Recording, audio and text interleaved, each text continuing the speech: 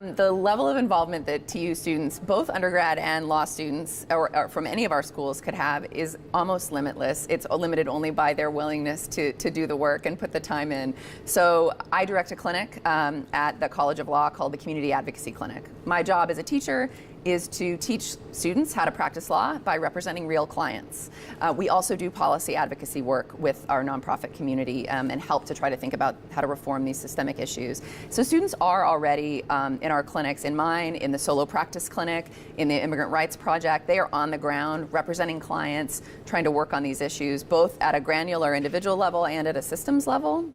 There's such a dramatic need, and people aren't addressing it. We don't realize that 98% of cases happen in state court, and yet lawyers are trained in federal court to practice in federal courts, and most people don't ever go there. And I just find there to be such a dramatic need for state court. I mean, just anyone just walk into that building, and it is impossible to navigate even when you know where you're going.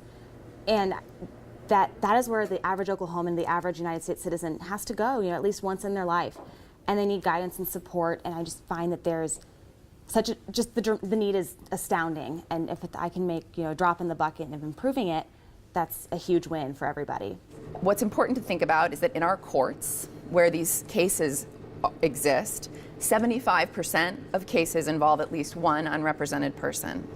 Most of these cases, debt, landlord-tenant, eviction, foreclosure, involve a corporation who's represented by counsel or a wealthy individual represented by counsel suing someone who's low income or down on their luck and doesn't have counsel. And that's the reality of our state courts.